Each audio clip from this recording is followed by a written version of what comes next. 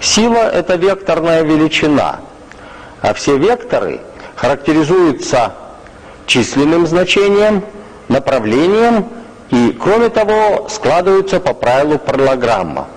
Посмотрим, как складываются силы. Вначале мы будем направлять силы вдоль одной прямой. Вы видите на экране динамометр, общий вид установки, и на вставке вы видите динамометр в увеличенном масштабе. Сейчас стрелка динамометра показывает на 0. Цена деления шкалы динамометра составляет 1 ньютон.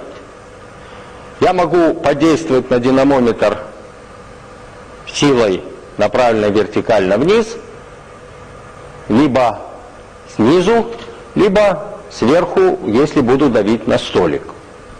Подвесим на динамометр груз, масса которого составляет 550 граммов, что соответствует силе примерно 5,3 ньютона.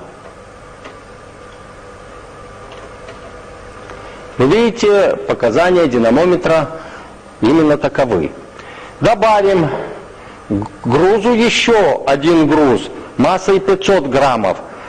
На него действует сила тяжести 4,9 ньютона, и если я положу сверху этот второй груз, то общая сила, действующая на динамометр, составит 10,3 ньютона. Мы можем этот груз поставить сверху на столик, и в этом случае силы, направленные вдоль одной прямой, суммируются, и общая сила, действующая на динамометр, составляет 10,3 ньютона. Посмотрим, как будут складываться силы, действующие вдоль одной прямой, но направленные в противоположные стороны. Сейчас к верхней части динамометра прикреплена нить, которая перекинута через неподвижный блок. Если тянуть за этот конец нити, за верхний, то вы видите, стрелка динамометра отклоняется против часовой стрелки в одном направлении. А если действовать на нижнюю часть динамометра, то отклонение наблюдается в этом случае по часовой стрелке. Значит, действуя на верхнюю и на нижнюю части динамометра, мы сейчас действуем на него в противоположных направлениях. Вновь подвесим к нити динамометра груз массой 550 граммов. На него действует сила тяжести, мы уже об этом говорили, 5,3 ньютона. Вот вы видите, показания динамометра сейчас составляют 5,3 ньютона.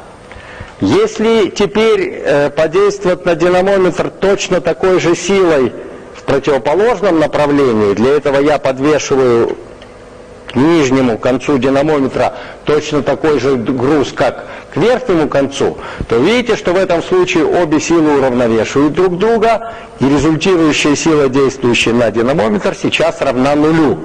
Если же убрать верхний груз, то сила, действующая со стороны нижнего груза на динамометр, вы видите, опять-таки составляет примерно 5,3 ньютона, но действует она теперь в противоположном направлении.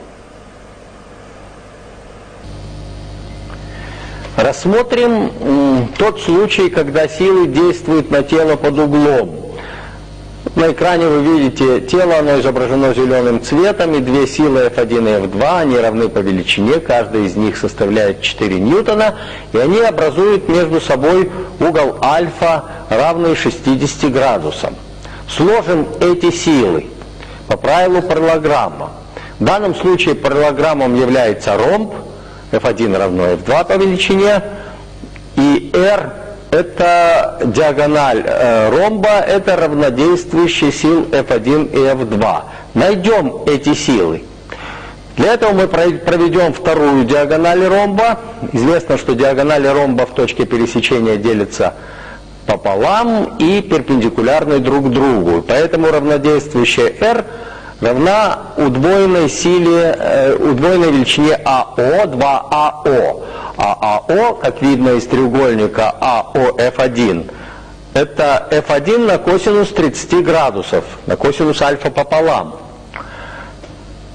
Подставим вместо F1 и альфа пополам их значение. Мы получим, что R, то есть равнодействующая сила, равна 2 на 4 на корень из 3 пополам ньютонов, примерно 6,92 ньютона, или округленно можно считать 7 ньютонов.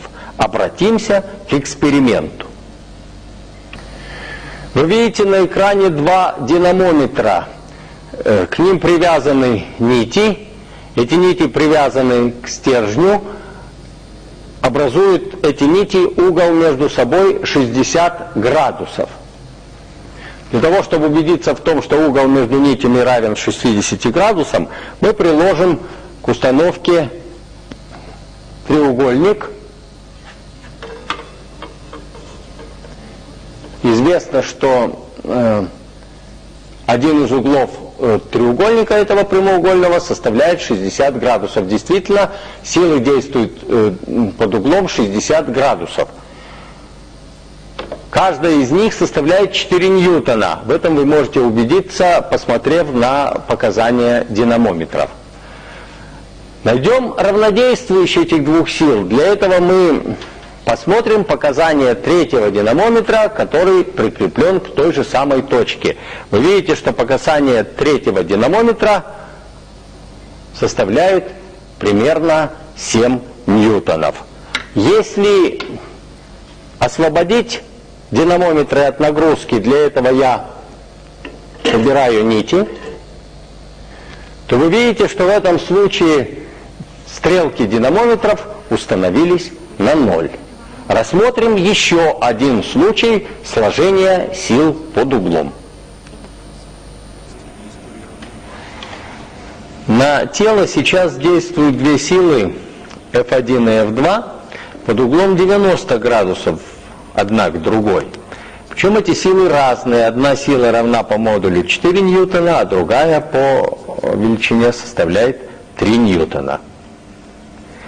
Если построить параллелограмм, то он теперь будет прямоугольником, поскольку угол альфа равен 90 градусов, и равнодействующее R найдется по теореме Пифагора как корень квадратный из f1 в квадрате плюс f2 в квадрате. По величине это равнодействующее составит корень квадратный из 4 в квадрате плюс 3 в квадрате, то есть корень из 16 плюс 9, корень из 25 ньютонов, то есть 5 ньютонов. Посмотрим опыт. Вы видите сейчас два динамометра, которые действуют на стержень под углом 90 градусов друг к другу. Для того, чтобы убедиться в этом, мы опять наложим на картинку, на установку угольник и убеждаемся в том, что направление сил составляет 90 градусов. Одна из сил, вы видите, равна 4 ньютонам, другая сила равна 3 ньютонам. Посмотрим, чему равна равнодействующая. Вы видите, что равнодействующая равна 5